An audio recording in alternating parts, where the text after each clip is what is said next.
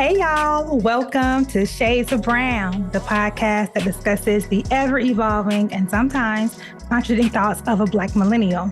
I'm your host, AlyB, and I'm so very grateful you are here with me for this episode. If this is your first time listening to an episode, a very special welcome to you, and I hope that you will stick around. This week, my special guest is Maurice Horstead. He is a longtime dear friend of mine. And when I asked him to send his bio for his introduction, this is what he said. Maurice is the longest friend that I've had. This is true. This is true. It's kind of true because I've literally known this man my entire life, like literally my entire life. We grew up in the same church. For a formal intro, though, Maurice is a husband. He is a father. He is an Army vet and a musician. Welcome to Shades of Brown. It's so good to have you, Maurice.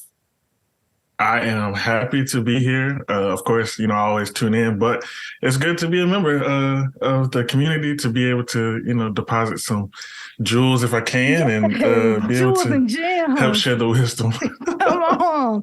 Thank you so much for your support. I really, really appreciate it.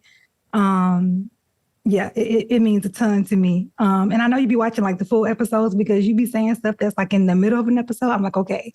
He watched. Like, that wasn't just from a promo clip. He watched the episode or he listened to the full episode. So I really appreciate that. Absolutely.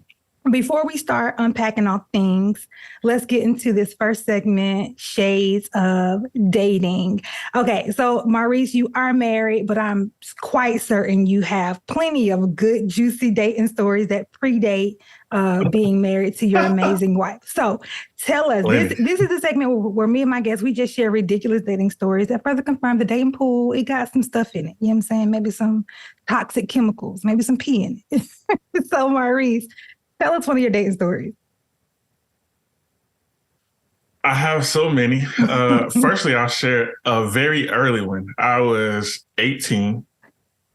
This is hilarious, like, looking back on it. I was 18. And no, I was 17, actually, because I turned 18 when I actually left to go to the Army. So this was before I left to go to basic training.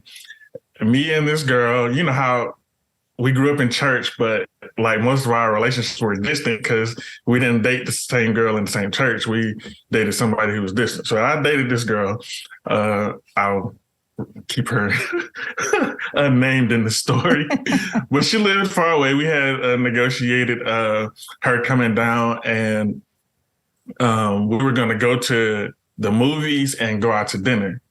Now, I don't know what I was thinking. I had like $2. Maurice. And this was before the movies was even like expensive, but it was still like two people and we were supposed to go to dinner. Maurice. So we went to the movies. The movies was good. We was, chilling. So we went to the little Ruby Tuesday. I'm from Enterprise. So we went to the Ruby Tuesday because that was the only sit-down restaurant for real at the time. So we get in there and then I started thinking about, man, I only got like $12 left. So I'm like, man, how am I going to make it? So she ordered, like something on the menu for dinner. And I was like, let me find something cheap. And I was like, I'm not really that hungry. I'm going to order this dessert. So I ordered the strawberry tart cake. I'm sitting there smashing my dessert. Oh, man. And just so happened one of my high school classmates was a waiter there at the time. So I pretend to go to the bathroom and I'm like, yo, I'm on this date. I don't have no money. Yo, can you hook me up? So he shot me like $8 from his tips. He was like, here you go, man. And I was like, man, you're a lifesaver. So when we get the bill, it was just enough. Wow. When I'm talking about just enough, it was just enough to pay the bill. And so that story was hilarious to me because I'm sitting there nervous. Did she find out? I told her like years later, but at the time she was just like, okay, I guess it's weird, but whatever. That's wild. Yeah, I was nervous. We got outside and we was talking afterwards, and I was still like kind of jittery because I'm like, man, how in the world am I gonna pull this off? But it happened. Oh man, that's a good one. That is a good one. I always wonder like how, because I've heard of like guys doing it, like being in a pickle like that, and I'm like, y'all didn't calculate this beforehand. Like, No, no. Now, as I got older, I definitely started, paying attention to, how much money I had and like started kind of like saying, oh, I'm gonna need around about this much. But yeah. that was like early on. So I didn't really know how dating was. I ain't even date for real when I was in high school. So I was like, let me Surely just 22 take is these enough. $22. Yeah, it's good. Movies, dinner, yeah. It's good. Nowadays, you can even get concessions at the movies for $22. Jesus Christ. Yeah. Popcorn would be like $18. I'd be like, what? Seriously, I have to like smuggle in stuff because ain't no way I'm doing that. Absolutely. My kids don't believe in that though. I'd be so mad. Be like, why can't you eat this dollar store candy? Listen, dollar store candy. And so right after Thanksgiving, the Sunday after Thanksgiving, me and some of my family, my sister, Sheila, Ashley, Sheila's kids, some other cousins, we all went to see Black Panther. We had a whole row. So Ash is calling me beforehand, like, hey, you got the candy? I couldn't find it at the dollar store. Like, what you got? And I'm like, well, I'm at Pizza Hut getting a personal pan because I didn't get dinner and I'm about to smoke. She's like, wait a minute, you had a whole pizza? Like, yes, ma'am. I'm putting it in my purse. Like, what you need? Cheese and pepper. I'll give you a slice, what you need. Like, I got some extra candy, sodas, like the whole thing. I'm not buying pizza. I mean, I'm not buying movie concessions. Like, I just refuse. I refuse. Absolutely. And it's just the tickets themselves was $50 for us to go see Black Panther. And I was like, gosh, it's crazy. And y'all want to spend all this money on candy? It's insane. It is insane. It is. All right, let's get into it. Let's unpack it. Over the last several years, there have been tons of conversations and a lot of dialogue around monogamy, polyamory, polygamy, et cetera, et cetera. And everybody has given their 2 cents regarding this matter. Is it reasonable to request monogamy? What's attainable? What makes sense? Et cetera, et cetera.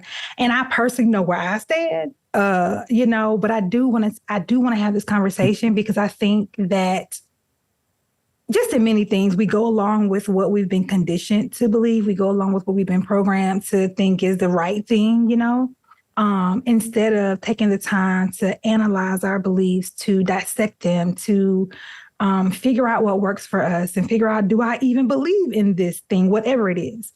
And I've been doing that for this particular topic. Like, where do I stand when it comes to this? Like, do I even want monogamy? Is it reasonable? All the things, right? So like, let's just get into it.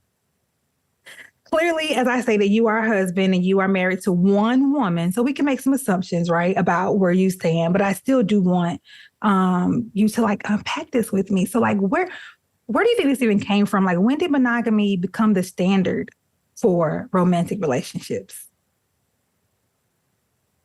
So this is my non-factual Maurice conjecture answer. I think somewhere along the way, some Black woman got fed up and said, you know what? I'm not sharing. We don't do Black woman slander over here on Shades of Brown. Nah, that's not Black woman slander. That's like, look, I'm not sharing you with nobody. So this is it. No other women. But really, I honestly do not know. Like, even if you just go like research it, like there is no specific time period as to when things shifted or even like what made it shift. It was more so people just being theoretical as far as like how things shifted, which is why like my conjecture answer is kind of funny, but it's really unknown. I think it became more of a societal norm over time, and then people just accepted it as the norm. And I'm not saying anything is wrong with it. Like you said, I'm the husband of one wife. So for me, that's a normal thing. But even in just, getting prepared for this topic, I was looking at different things about how over time, men's were not being protectors of their children. And it became I'm just making babies over here, making babies over there, making babies over here, but they're not protecting any of those. So like even in the wild, there are like little packs of animals that, tribe together. And if you can't protect what's in your pack, then you are looked upon as weak. You are the one who normally gets ambushed and taken over, and you get the boot, and then somebody else takes over. Like you study any lion packs or tiger packs, that's typically how it rolls. But I think as humans, we kind of adopted some of that same mentality because, there was all these babies and people was just going out, doing whatever with the kids, killing kids off and stuff like that, just to get back at, the father of the children. So I think it just became a norm over time to just settle in with that one individual so that you can protect everything with that one individual. You brought up a good point about how certain species in wildlife, how they operate. And I've heard this conversation several times, and that often comes up in regards to like how other mammals do this family thing. And like you said, we see that in the wild, we do see a lot of like tribes or families that are not just the female animal and the male animal carrying a family. It's like a whole community, right?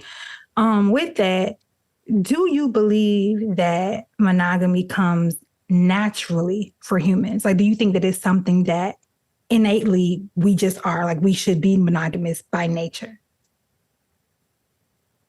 Naturally, I would say no. Naturally, I think we have the desire to feel love and be loved by, anyone who would receive us in that way.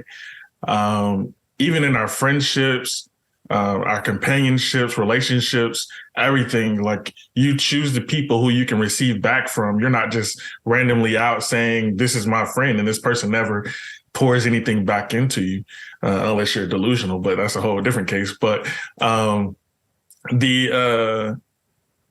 the natural progression of how you feel when you interact with someone else and they return that same love to you, I think that is a more poly situation versus mono. Like there's so many times where we, and diving into another topic, like there are so many times where people will say, well, how can you fall in love with, more than one person? Well, I mean, it's kind of easy if you really think about the true nature of it.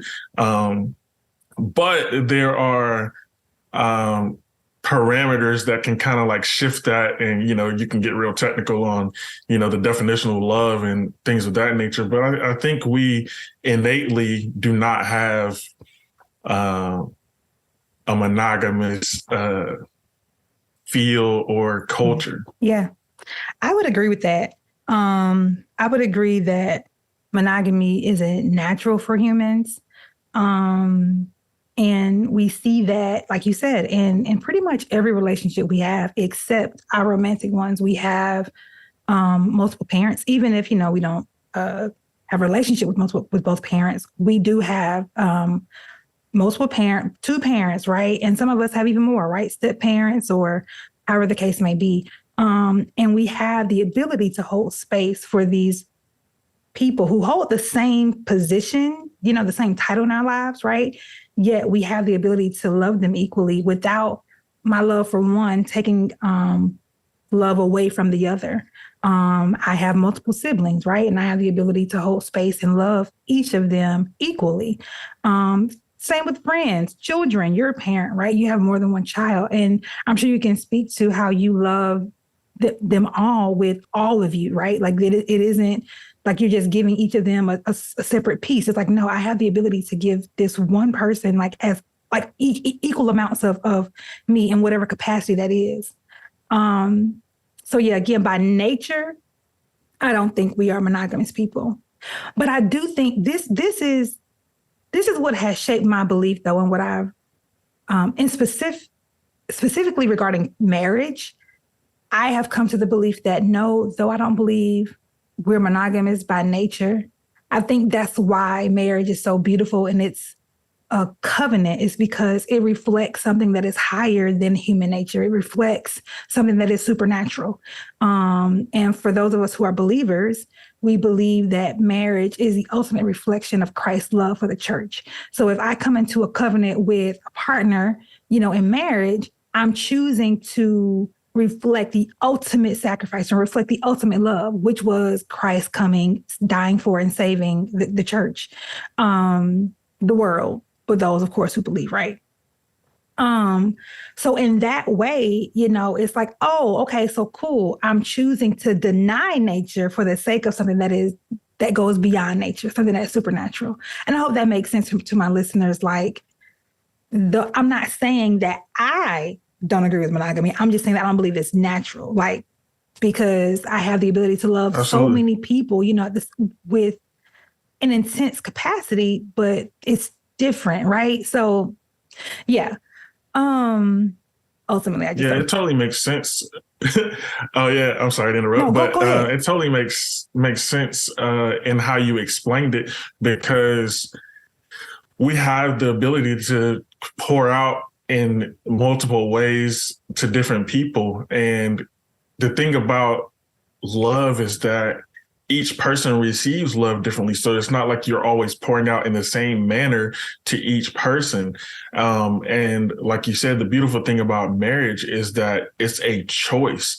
If you choose to deny everything else to commit to this one person. In our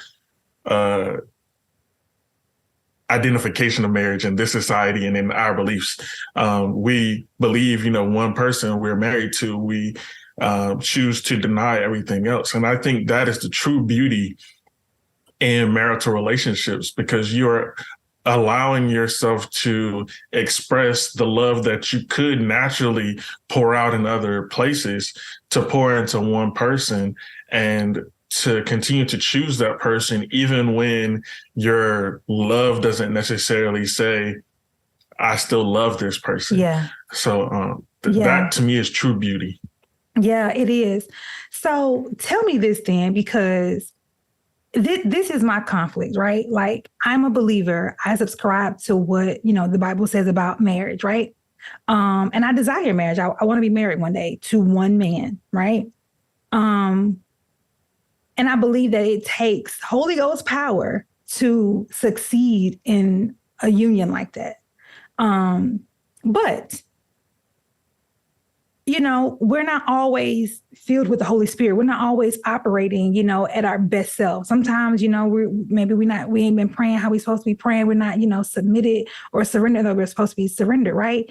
So if I'm saying this union requires, right? It's a what is it? 3-strand cord, both partners plus God, right? Yeah, 3-strand cord. Mm-hmm. If I believe that, right? Yet in some way I've taken God out of it. I'm just doing it, operating in ego or whatever, just in my own strength.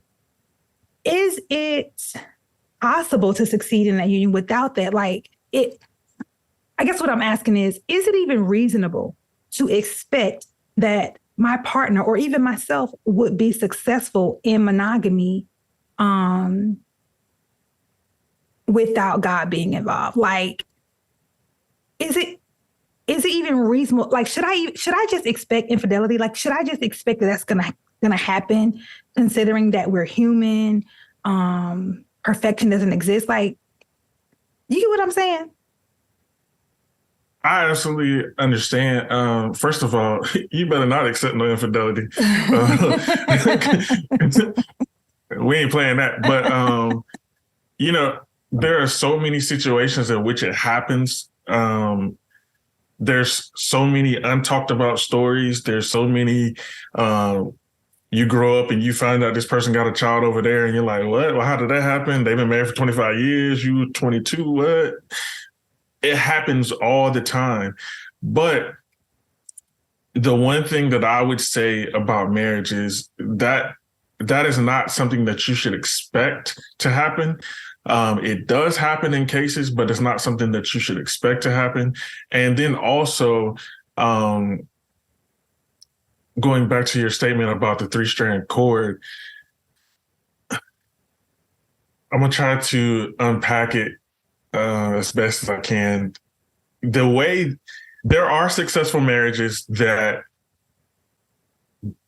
neither party believes in God or any spiritual being, higher power. There are successful marriages out there. So whether they want to acknowledge God's hand on their marriage, because, I mean, he reigns on the just as well as the unjust, right? So whether they acknowledge it, that's on them. In the marriage of a believing couple, I would say there are times when you'll find yourself, and even to be transparent, in the times that I've had troubles in my own marriage, there are times when if I really analyze that chord, it would be God over here and me and my wife over here. Like, we're doing our own thing, but God is like, nah. So we're not involving God in that picture. And so I can tell in those rough moments when there was a God involved with us and when there wasn't. And it's very evident in like retrospect, you know, analyzing different situations, different things we've went through, different arguments, different whatever. There are times where you can really just see like we were having a rough spot, but God really carried us through. Or in this situation, we probably should have involved God a lot more than what we did. And we probably would have been able to get through that a lot better than what we did. So I think it's definitely a challenge to continually acknowledge God as the center. But the more you focus on trying to ensure that God is the center of everything in your marriage, the easier those things will be. And the easier your marriage will flow. Because just like anything, like you mentioned, you know, the Holy Ghost, like the Holy Ghost is more than just, you know, speaking in tongues on Sunday. The Holy Ghost also gives you the unction to speak certain things. Like sometimes I may just need to speak to your insecurities today. Sometimes I may need to give you a little bit of affirmation to help you along your way. Sometimes I may need the Holy Ghost to tell me that you need a little bit more nurturing today versus any harsh criticism or, you know, me just being blunt and speaking the truth just because I feel it's the truth and you need to hear it because I got to say it. And then now we're in an argument because everything then blew up. I think those are things that you have to truly like hone in and acknowledge about your own self to be able to move forward in your marriage successfully. That's good. And I love that you brought up the point about non-believing couples having successful marriages, because that was not what I was trying to communicate in that the only way you can succeed is to have God in it. What I was trying to communicate was I believe the institution of marriage is holy. So whether or not you believe doesn't really matter. Once you come into that covenant is holy. So if you believe or not, like you were saying, and I think you touched on it, was like, whether you acknowledge it or not, this covenant itself is holy, right? It's a spiritual law kind of thing. Like it doesn't matter if you believe or not. The institution itself is holy. So that's what I was referring to in that, you know, whole 3-chord string thing. So thank you for saying that to provoke me to clarify, because I didn't want folks saying, well, what you mean, you know, because saints be getting divorced too. And I believe data shows that believing couples get divorced at a higher rate than, you know, just the average couple, which I believe the statistics are, in general, the statistics are 1 in 2 couples will get divorced. And I think that's even higher, unfortunately, in the church. I'm not sure the specifics, but you guys can look into it, which it's unfortunate, but that's a whole other conversation. That's a whole other thing. Yeah, we can dive into it, but I do think though that it's worth mentioning because I believe it goes back to what I initially said when we began this conversation. I don't think we interrogate ourselves enough in this in realizing what it is we truly want, you know, because I dated a guy who broke it down to me like this. He said that you know, growing up in church, the guys were taught, you know, you marry the good girl, whatever that is. And y'all know, if you listen to this, you know, I hate that term good girl. You know, I'm a recovering good church good, whatever, church girl, good girl, whatever. I hate that term. But a lot of dudes in the church were taught you marry the good girl, right? So even though your desires may, you know, align with something else or may not align with that quote unquote good girl, because you want to be this upstanding guy, that's what you do, right? So that whatever you believe that good girl is, right? You know, she cooks, she cleans, she's domestic, but she might be plain Jane, she might be homey, she might be extremely conservative, and maybe you want somebody who just gonna wild out or who isn't conservative. He was like, yo, like what ends up happening is the church dude marries the good girl. They get in the marriage and realize that they don't want the good girl. They actually wanted someone who was maybe more liberal or who had more sex appeal or who was more adventurous or who didn't go to church 3 times, 4 times, 5 times a week. You know what I'm saying? Like they wanted someone who aligned with, you know, who they really, really were. So I do believe that touches on, you know, like why maybe Christian marriages aren't succeeding because we're not being honest with ourselves. We can be so spiritually minded that we, you know, aren't just thinking about basic things. Absolutely. I think even to add to that point, like, you know, we were taught to go after the good girl, but the only way that they ever really described the bad girl was the bad girl who had a high body count, like a girl who was being promiscuous and having sex with everybody. That was the only bad girl. Mm-hmm. And I was just like, there's so many other things that can make a person bad other than how many sexual partners they've had. And that to me was something that I had to unlearn as I became an adult, just to realize that there are a lot of great women who have had a lot of sexual partners, point blank period. Yeah. It doesn't matter what you think about them because of, you know, whatever you've been taught. And it's a line from one of my friends' song. What if the truth to you is an illusion of the culture you came from? And I thought that was so powerful because like a lot of people view that as their truth just because their culture taught them that, but it's not really the truth. Once you really learn that there are amazing women out there that have had sex or have done drugs or have done all these things in their life, like that doesn't make them a bad person. They may have made bad choices, but it doesn't make them a bad person. Once you get beyond that and you can accept that, and then you also can look beyond, it takes maturity to look beyond the peer pressure of all your boys saying, man, she done been with some of everybody. Yeah. It takes peer pressure. It takes maturity to look beyond that peer pressure, but when you are settled in yourself, none of that matters. Yeah. Yeah. And that's interesting because, man, I keep thinking of like more things to talk about. Like, it's interesting because we talk about that mentality, right? That the bad girl is the girl who has multiple partners or a lot of partners, whatever a lot is. And that is relative, right? Absolutely. But in the context of this conversation in regards to monogamy and polyamory, I hear about a lot of men particularly who desire polyamorous relationships that, you know, where they have multiple partners. They may not be married to, you know, multiple people. That's polygamy. But in polyamory, it's like, you know, more of like those open relationships. And it's like, okay, so you don't want the girl with a high body count, but you want someone who is open to you having multiple partners. And it's like, make it make sense. So is it that a lot of men who desire open relationships, what do you think about this? Like, is it that a lot of dudes really desire polyamory where both partners have the opportunity to have multiple partners?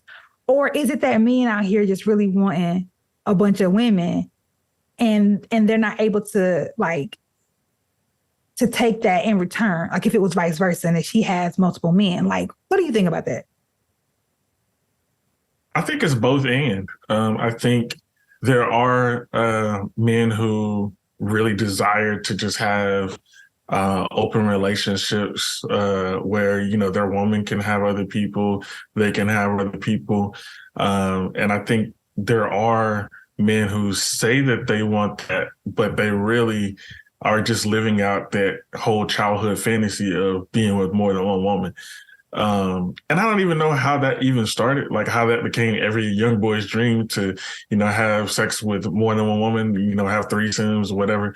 I don't even know how that ever became like the whole young boy's dream. But could it be like the influence of the porn industry possibly? Quite possibly. I have my whole theories about that. And we could talk about that at a whole another time. Yeah. But I think just a small synopsis of that. I think porn and pedophilia and all of those things are kind of like tied in together as a distraction for us as men and even women, but us men in particular to want to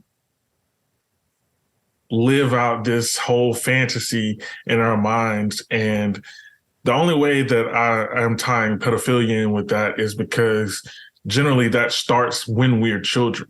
Mm-hmm. So we're fantasizing about other younger girls, like some girl in your high school math class or, you know, whatever.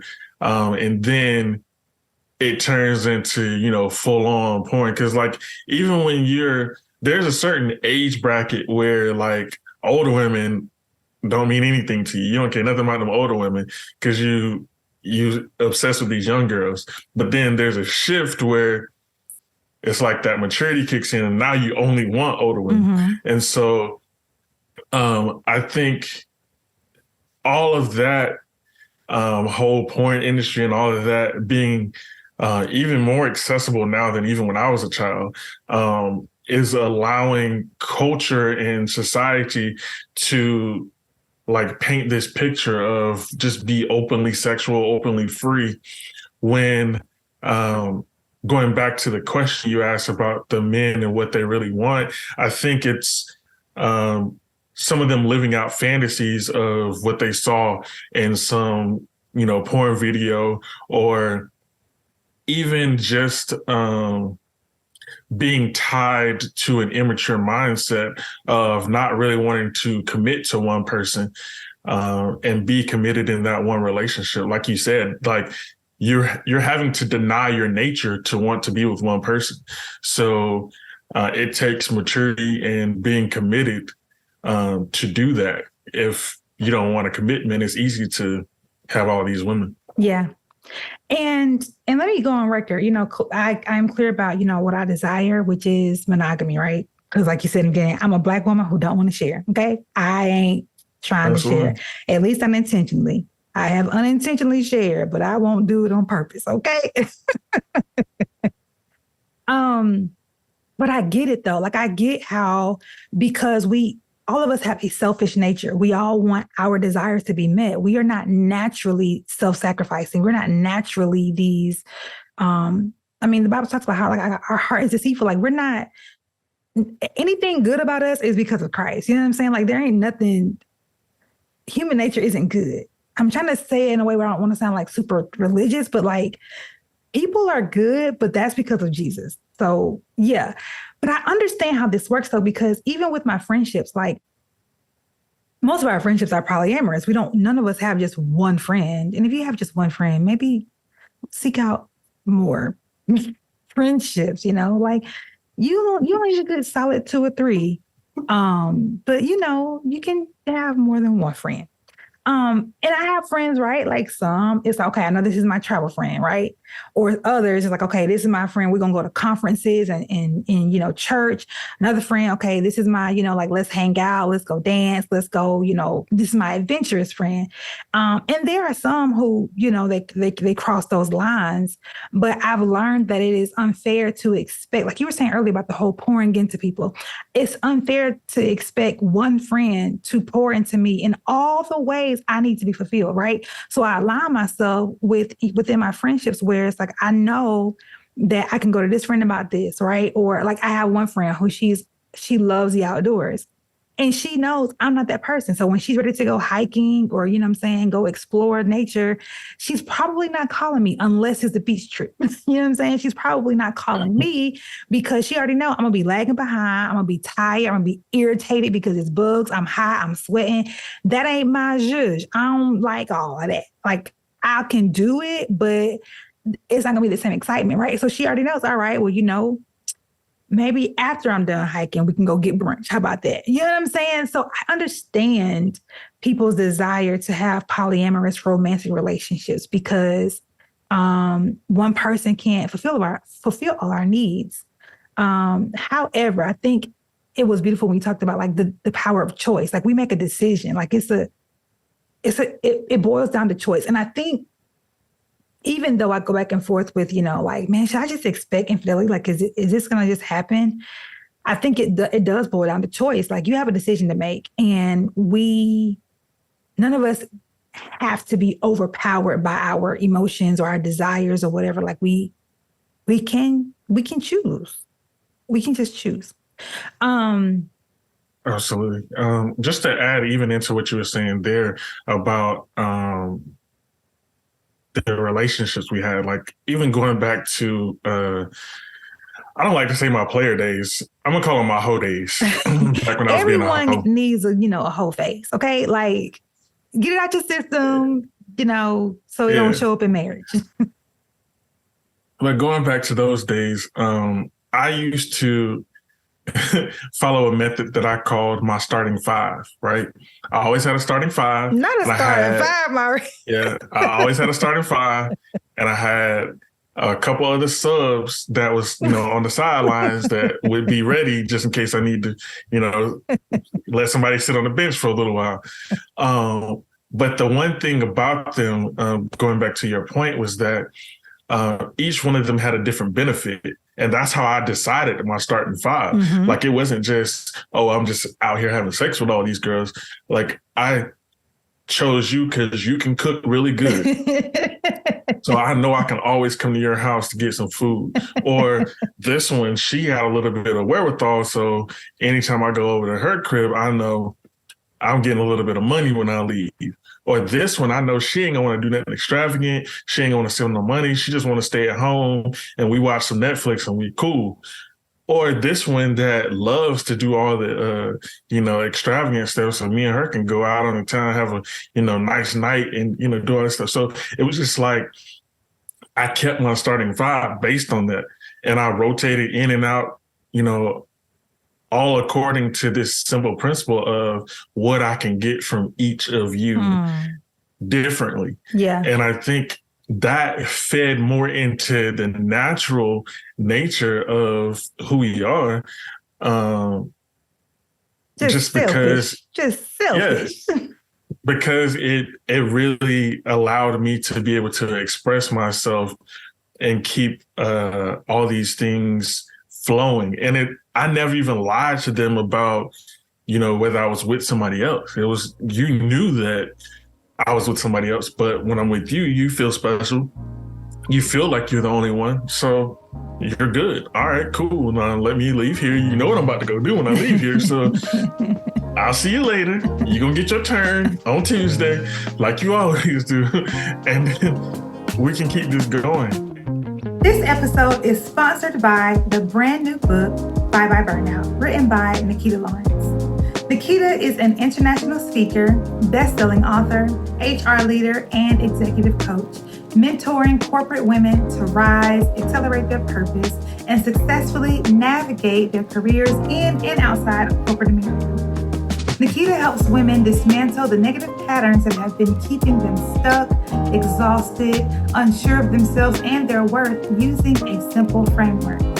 Her book, Bye Bye Burnout, is a no-shame guide written to help successful women leaders unpack their stressors, find freedom from exhaustion, and experience more peace in their life and work.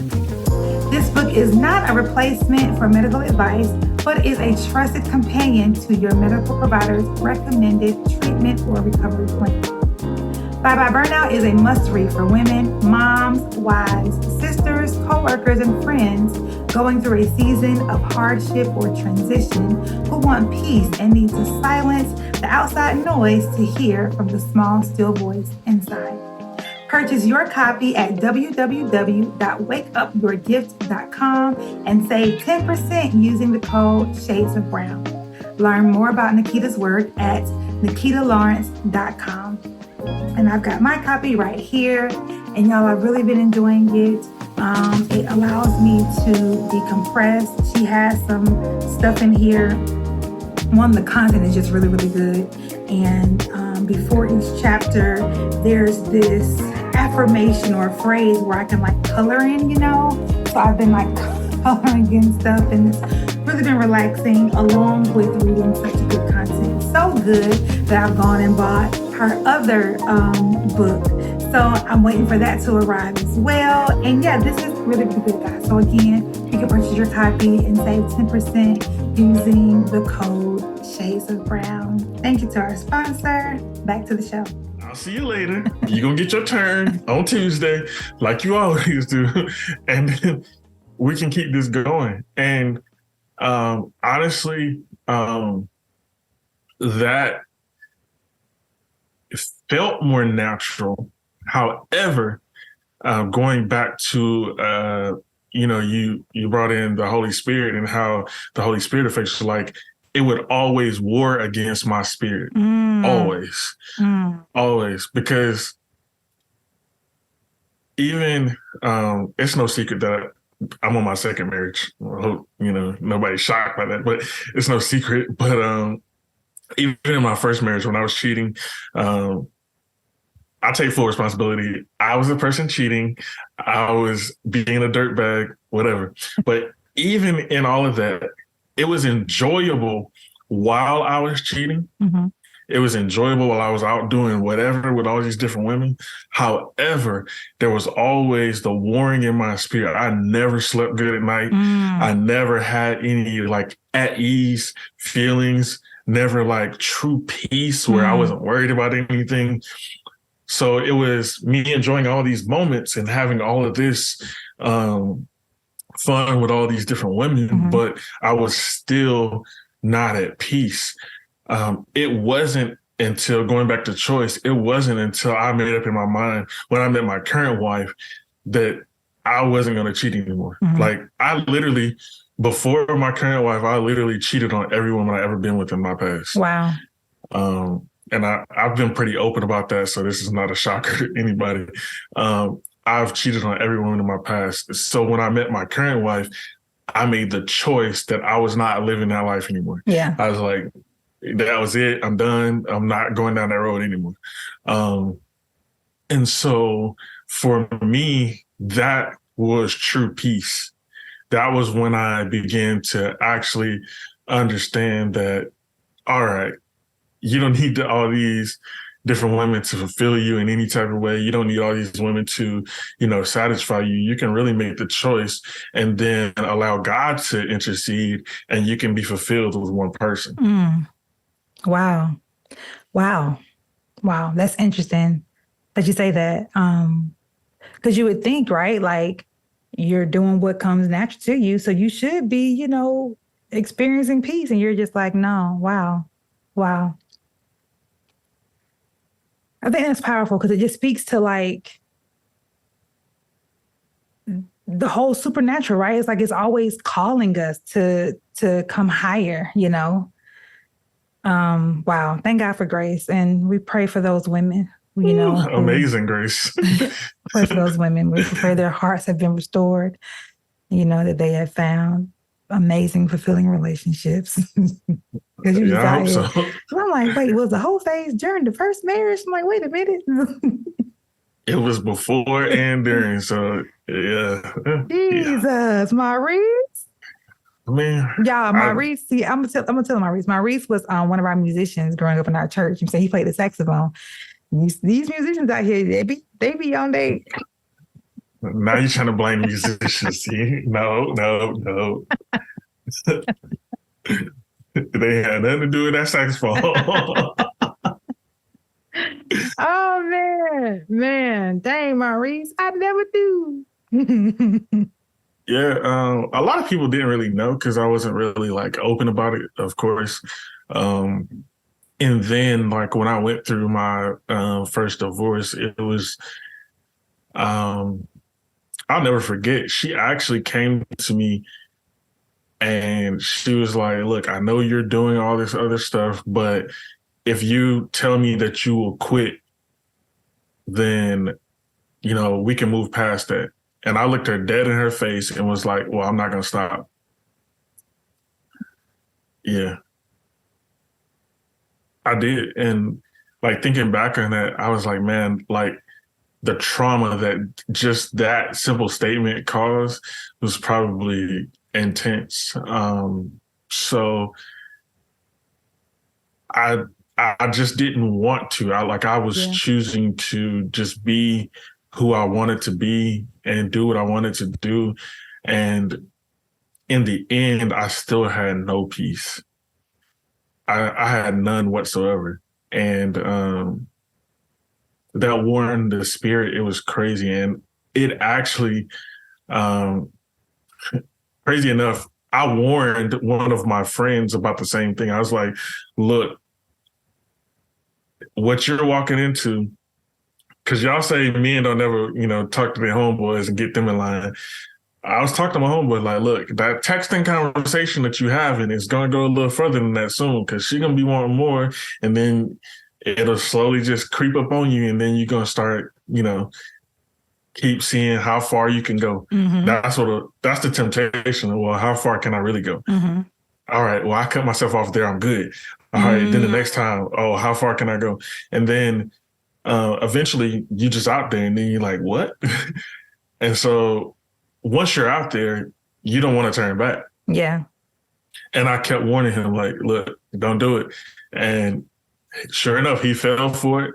And as soon as he got into that situation, I was telling him, like, look, bro, you're not going to have no peace. And man, he would call me like late at night, like, man, look, I can't even sleep. I tried to tell you, knucklehead. But it's just as believers, when God has called you, he has called you. When you have the mark on you, listen, all that stuff that you're trying to do to run from your calling, God is eventually going to call you back. Yeah. Like, all right, that's enough. Let me reel you back in. Mm-hmm. And so at that point, like you have to make up in your mind that that's not the life you want to live. Yeah. Because I could easily, keep doing it. Like, mm-hmm. I can teach that's how easy it was. I can teach other people to do it. That's a master class on infidelity. Yeah. Because it's easy. Like, yeah. Most people, even, and this is going to sound crazy, most people think, there's certain women that are outside of their range. Like, because you are, who you are, you don't feel that this woman over here is within your reach. But that same woman just wants somebody to tell her that, she looked good in that outfit. Mm-hmm. That same woman wants somebody to just spend some time with her, give her some affirmation. So all you're doing is taking what she wants and providing it to her. So then she becomes within your range, and then you can do whatever you want to do at that point. So I used to always say, like, there's nobody outside of your reach. It's just a matter of what they want. Jesus. And so just to reel that back in, it's like you can play this game for however mm-hmm. long you want to. Mm-hmm. If I chose to today, I could go back mm-hmm. and run that same thing over and over and over again because it's easy. Mm-hmm. But to me, going back to the beauty of marriage and things, there is a beauty in choosing just one woman to pour into. There's a beauty in choosing to focus all your attention on one person. There's a beauty in finding different ways to pour out yourself into one person. And I would rather take the hard choice than the easy route. Yeah. That's powerful. Man, that's really powerful. Okay, so we see, because clearly, we're both believers, we see, majority of believers subscribe to monogamy because we believe, it's the Christian way. But we see polyamory and polygamy all throughout scriptures, right? We know the wisest man, King Solomon, he was known for having hundreds of wives and concubines. So many of us subscribe to monogamy because we believe it's the Christian way, right? However, we see polyamory and polygamy all throughout the scriptures, right? The wisest man that we know in scripture is King Solomon, and he was known for having hundreds of wives and concubines. So do you think that God ever condoned this setup? And if so, did God change his mind? Like, what happened with that? Yes, so I think like going back to those things, that was more so their culture during that time period. But here's the key to that. Back then, if I owned this plot of land, all this cattle, all of this, when I die, it is, passed down. Mm-hmm. So there's ownership, there's possession that, continues on. And with all of these wives, there's a lineage created because majority of them, they were having children. So now I'm creating a lineage. And this lineage is, at the time then, was a lineage that was supposed to be created to look back and worship God, Jehovah, during that time period. So this was more acceptable in that time than now, only because of how we started to view the actual covenant. When we look at it, we're thinking of the covenant as one man, one woman, and we are being bound by that covenant based on our belief and our principles. Going back to what you said earlier about how biblical principles apply to people, it's just like the law of reciprocity. Well, the law of reciprocity, couldn't get that word out.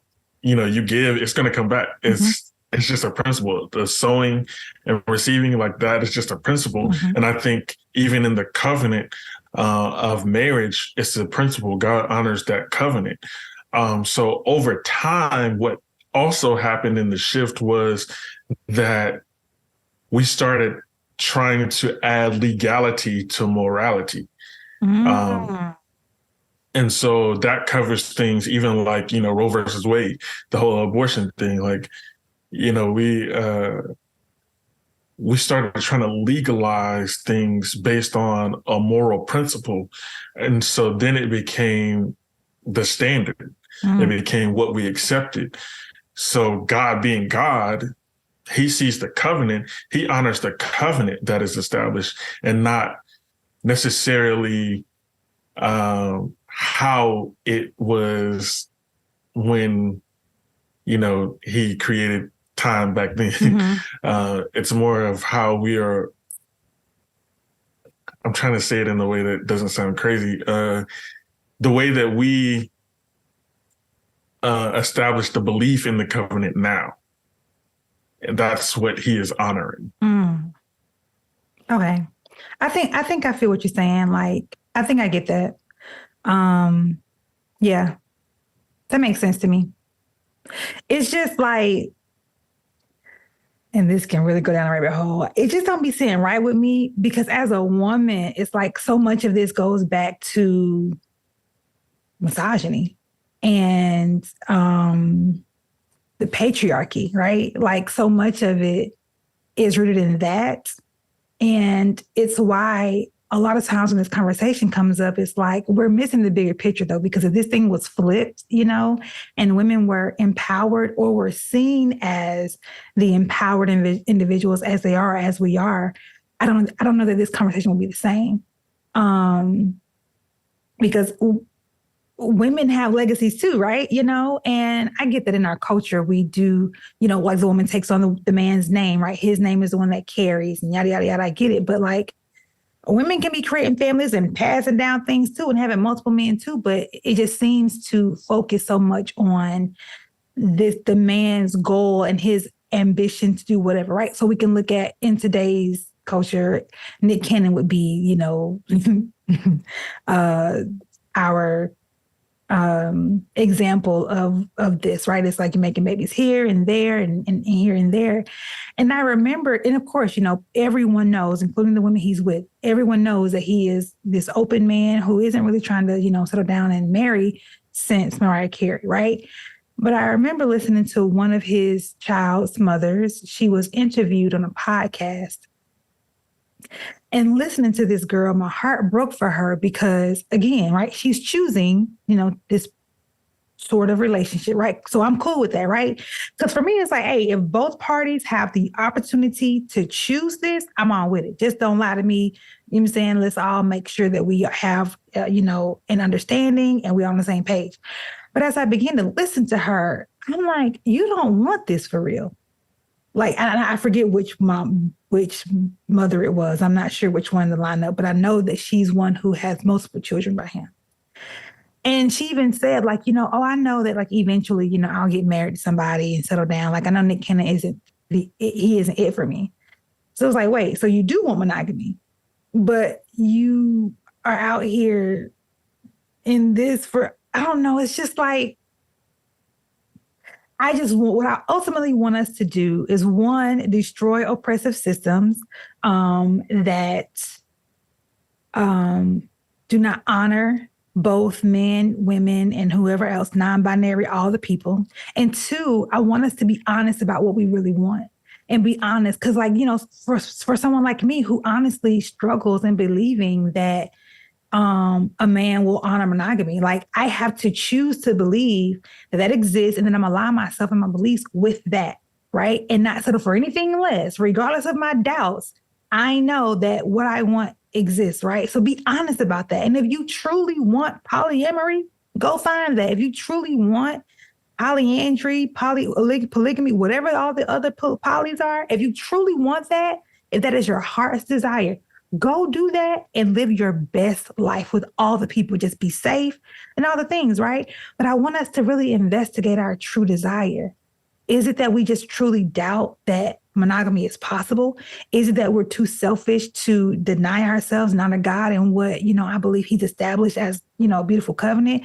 I don't know, but I just want us to be honest with who we truly are and what we truly want and align with that. And get away with this BS. And be honest about, like, are you really poly? Are you really poly? Or you just want your cake and your ice cream? You want to eat it too? Well, I hate that analogy because if you got ice cream, of course you want to eat it. If you have cake, of course you want to eat it. But you know what I mean. Right.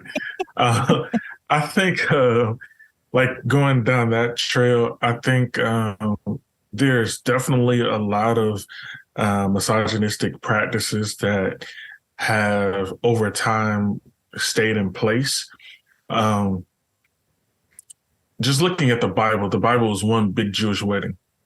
If you really look at it, it's a big Jewish wedding.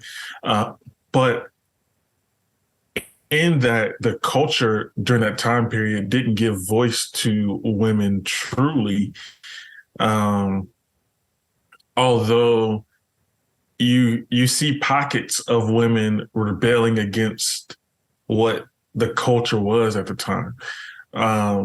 And I think that is how we got to the freedom that we somewhat have today.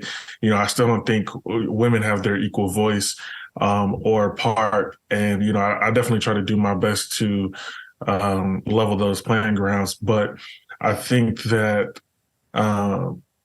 in today's society, women have a lot more power to choose what they will accept and won't accept. And I think polyamorous relationships are one of those things. Like, if it's not what you want, then you don't have to just settle for it because that's all you're being offered. You can do whatever you want. There's somebody who will give you exactly what you want. And even like, because I know a few people who are having polyamorous relationships, and even in those cases, usually it's one of two things, well, one of three things. One, they were in a previous relationship and they didn't want to get tied down to nobody else. So they don't want to be truly committed to someone. So they, use that to have an excuse. Or two, they were hurt in their previous relationship. And instead of them committing to someone fully because they don't want to get hurt again, they just, throw themselves out there to multiple people. Or the third example is people who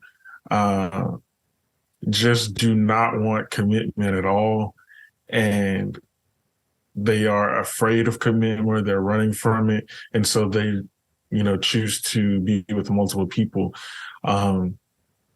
Do I personally think that they are wrong? Wrong according to my beliefs, but do I think they are functional people in the society? Yeah. I mean, it's kind of like the whole thing that, Christians get bashed for how they treat the LGBT plus, I don't know all the letters. LGBTQ.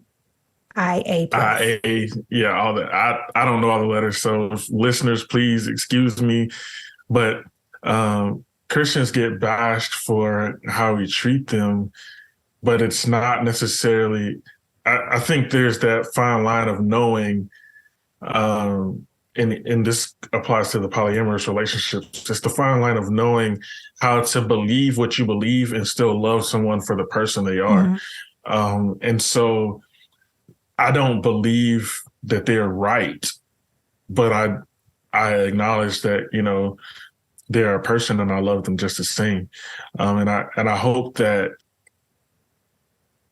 they don't just settle for living that life because they feel that that's all that they can get. And I hope that at some point in their life, they can realize that there is more, there is better. You don't have to just settle for anything, especially women. Like, women, you don't have to settle for just anything a man is going to give you.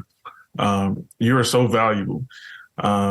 Women, and I'm going to even go as far as saying Black women, you are a valuable jewel to this world, to creation, period. And I believe that the more you understand that and the more that you accept that about yourself, you will see that in the reflection that you have when you look in the mirror.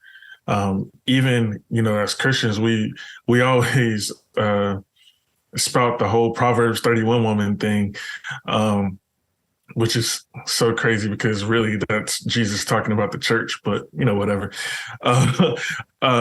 We always spout that as, the text, Maurice, break it down for the people. No, it's okay. We're talking about a different topic here. But we have these whole ideals of what a woman should be, but until a woman feels that power within herself and feels that she is valuable, she is put in situations where she might accept anything and she might choose to allow certain things.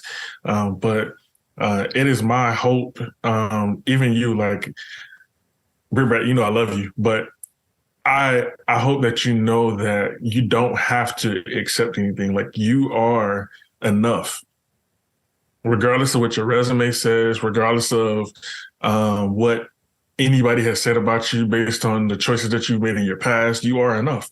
And so your value doesn't have to come down to match someone else's choice or to match someone else's standard. you are you. If someone can't live up to that, then let them keep on moving. And that's how I feel about it. Thank you, brother. See, we should have stopped recording for this moment because you're trying to be all like having me crying on this episode. We're not doing that. Nah, I'm just giving it to you real. You say you want it real, so I'm going to give you real. Thank you. I appreciate that. Thank you so much. And thank you for affirming Black women in general. It hit different when it comes from a Black man. It really, really does. And yeah, I often talk about, how we bridge that gap between the genders in our community. And I think it could be so simple, but we overcomplicate it. And it's simple. It's like, just love each other, and I think we can do that with our words. And I appreciate it. You're not only saying that, but, and hopefully listeners, you guys will, follow Maurice after this, but like he's not just talking. Like Maurice is one who truly is about, equality when it comes to our value and all the things. Right. So I just appreciate you. So thank you for sharing that. And also I appreciate you mentioning what you said about what you've observed in the folks who are in polyamorous relationships. And it made me think about how so many of our decisions and all the things that we do are based in fear and this scarcity mindset where it's like, let me go down the safest route. And I do this, right? Because people are in pain, people are hurt. And if we have not chosen to, confront those fears, confront those past traumas, confront our history, whatever it is, we end up doing whatever necessary to just not feel pain. And the safe way, oftentimes, is, well, let me just be poly because I don't have to, be vulnerable in a way where I'm risking my heart again, where I'm risking it all, right? Because commitment is scary. Like loving someone for real and being loved for real, it's scary. Like it's so scary, So it is safer to say, well, let me, have a starting file. Let me, get this from this person, that person. That is a safe way, right? So if that's you, I would encourage you to truly sit down with yourself and ask why, right? Ask why and keep asking why until you get to the root of that thing. And if the root of that thing is I'm doing this because this is what, serves me best. This is my abundant life. Oh, God bless you. But I do feel that there's a lot of folks who, once you get underneath all of that, you're going to find that, like what you said, Maurice, they've been hurt, and they don't want to face that again. They don't want to experience that again. They do not believe that what they truly desire exists. So yeah, y'all, I read this book by Gay Hendricks called, the name escapes me. It's a life-changing book, and the title just leaves. What is the freaking book called? Anyways, it's by Gay Hendricks, and he talks about throughout the book, he reiterates this mantra and this affirmation, which says, I expand myself for love, success, and abundance. And all throughout the book, he encourages us to make decisions from love, success, and abundance in order to align and receive love, success, and abundance in everything, right?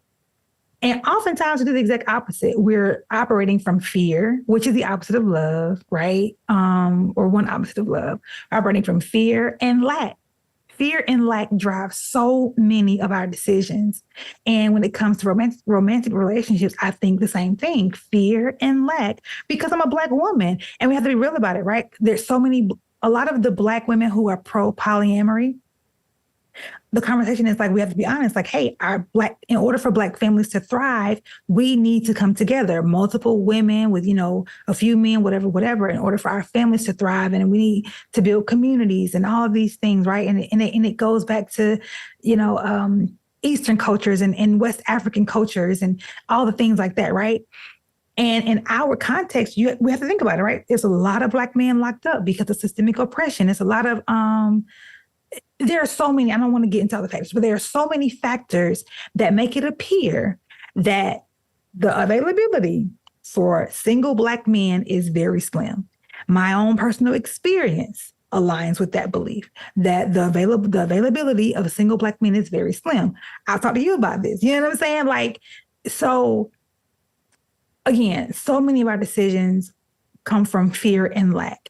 And I am encouraging myself and my listeners to shift that and to start making decisions from a place of love, success, and abundance. And if I can freaking think of the name of the book, I'll put it in the description so y'all can, look it up. Is it learning to love yourself? It's if I hear it, I'll know it. The Big Leap? The Big Leap. Oh, okay. The Big Leap. It's a life-changing book. The Big Leap by Gay Hendricks.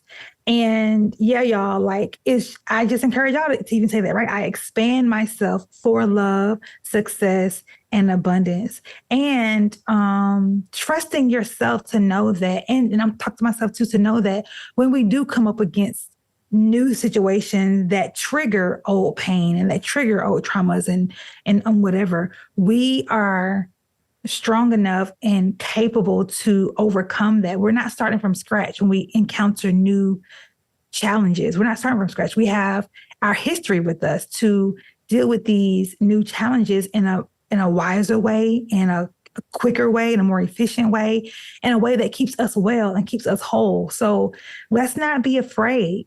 And again, I have to reiterate, because I don't want this episode to come off as if I am anti-polyamory for everyone. No, again, if that works for you, do what works for you. I'm not trying to Bible thump, because there's a bunch of Bible stuff that I just be like, listen, I don't know who King James is. I ain't really rocking with a lot of this stuff. So I don't want to come across like I'm Bible thumping, but I just truly believe that when it comes to romantic relationships, there's a way for us to do it successfully. And yeah. So I wholeheartedly agree. Yeah. So Maurice, let's wrap it up. We gotta go. Can you close us out with just you really have had so many things that could have been a closer, but I want you to give us an ultimate closer. I'm gonna be like TBN. Can you look in that camera and just close us out and encourage this?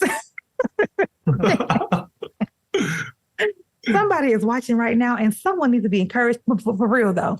Could you just close us out and summarize and give us just some encouragement to close this conversation out? Sure. I'll begin with a Facebook post that I made yesterday. It was in reference to, typically at the end of a wedding, the officiant says, by the power vested in me, I now pronounce you husband and wife. So what he's doing, he's using the authority and the power given to him to declare something based on his authority. So the question that I posed was, what are you doing and what are you declaring with the authority and the power that has been given to you? So I would recommend in this situation is that you declare those things about yourself that you want to see. The more you say it out of your mouth, the more that your body and consciousness reacts to what you're saying. If you keep saying, I can't do this, I'll never be able to, then you will never be able to. But the more that you choose and you decide to state your desires, I desire to be a more disciplined person.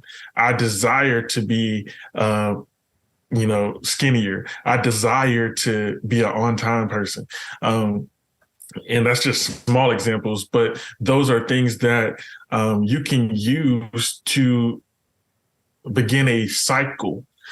Once you start the cycle of affirmation and hearing positivity, then I don't want to get, too deep in the spiritual thing, but the world was created by God speaking a word. It happened. He spoke and it happened. If the power of God lives within us, then we should be able to speak and things happen. So the more we speak with faith, the more that we'll see the things that we desire in our lives. Now, if you go out there talking about some, I desire to win the lottery, that's a little bit different. But when you speak in realistic things, like I desire to double my salary, I desire to establish more or generate more income than expenditures. I desire to have multiple streams of income. Those are things that your consciousness will just naturally start to work towards. How can I make this happen? How can I do this? And then you start using your words to develop strategies. So what are you doing with the power that's vested in you to declare about yourself, your life, and the things that you desire? If you desire a monogamous relationship, it's yours. If you desire it, it is out there. So go after it. Get it, Bush. I receive. Spicy mustard.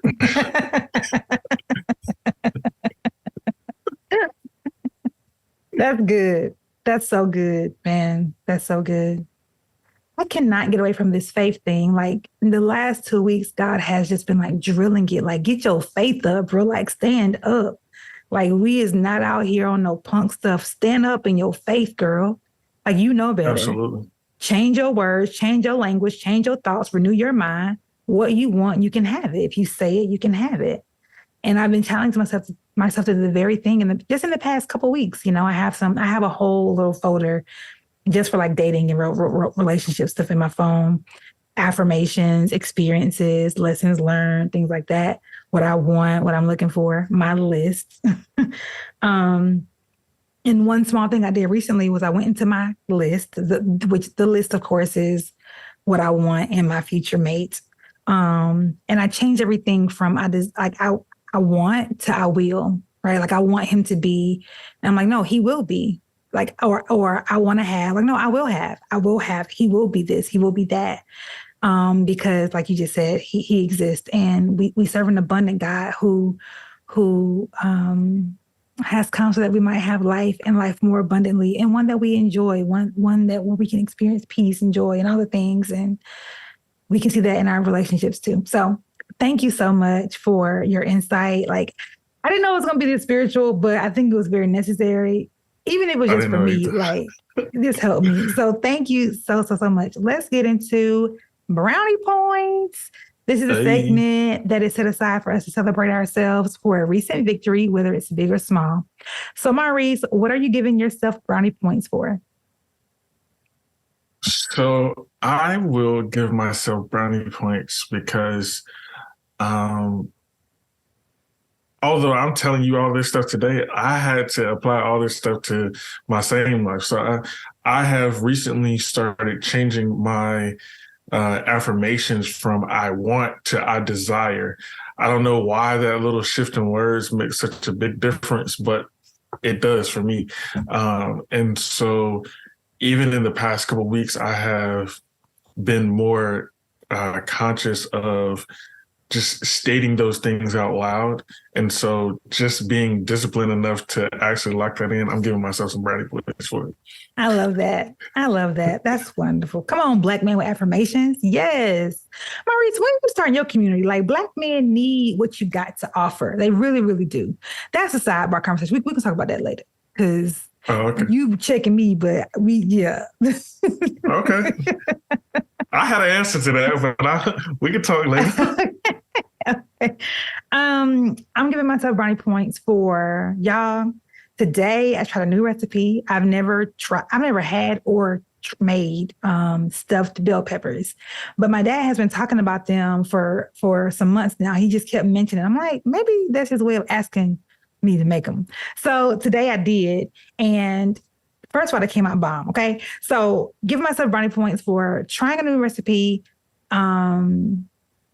It's coming out bomb, and also meal prepping for the week, and being on time for this podcast. Like, because I did all that cooking today, and I was still on time, and figured out a way to put on lashes and lipstick before 5:30 p.m. Central Time. So I'm giving myself brownie points for doing that. It was a very productive day, and something great came out of it. Some bomb bell peppers, and now I have something to add to my list of things to make. I love them. I be talking to my wife about them all the time because she randomly made some one time, and I was like, this is good. I love them. Yeah, so I cannot wait to actually dig into a full one when we get done with this. So yes, those are my brownie points. If you're listening, if you're watching on YouTube, please Comment below what you're giving yourself brownie points for. It could be the smallest, simplest thing. It could be a major victory, whatever it is. Just take the time to love on yourself and celebrate yourself. If you're listening, please shoot over to my social media or YouTube and join in the conversation. Let us know what you're giving yourself brownie points for. Thanks again, Maurice. Please let us know where we can find you and how we can keep up with what you got going on. All right. So I really don't post really to my Instagram. I really just be on Instagram just going through stories. I've been sending all my friends stories. If you want to follow me on Instagram, it's at Mo_Sizzlack, and that's MO_SIZZLACK. Small story behind that. I play the saxophone. If you ever watch The Simpsons, Mo, the barkeeper in The Simpsons, his name is Mo Sizzlack, and he had a band called Mo Sizzlack and the Sizzlack Trio. And so that's where that name came because from. I've never understood. I was trying to piece together. I'm like, all right, Maurice, Mo. I know that's. I'm like, what's the Sizzlack come from? Okay, thank you for sharing that. Yeah, it came from Mo Sizzlack from the Simpsons. But you can find me on Facebook. My name, Maurice Horstead, MAURICEHORSTEAD. Wonderful. You'll probably find more insightful stuff on Facebook than Instagram, but. And as for me, if you would like to buy some podcast merch, please visit everythingalyb.myspreadshop.com or just click the link in the description below. To become a sponsor of Shades of Brown, please click the link in the description for more information.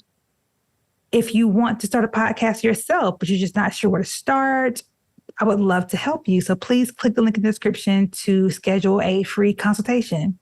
If you would like to support the podcast in a way that does not cost you any money, there are plenty of ways. So you can follow me on Instagram and Facebook at Shades of Brown Podcast. You can subscribe to my mailing list with the link in the description. You can subscribe to this YouTube channel. If you're watching on YouTube, go ahead and click subscribe. You can leave a 5-star review on Apple Podcasts, and you can simply just share this with your friends and family. That would mean the world to me. Thank you so much for tuning in. Thank you again, Maurice. I appreciate your support of this podcast, for being a guest on this podcast, and dropping all the jewels and the gems. It's really, really appreciated. As always, I would like to leave you all with this. I hope that you would be well, love well, and be loved well. You deserve that. Till next time.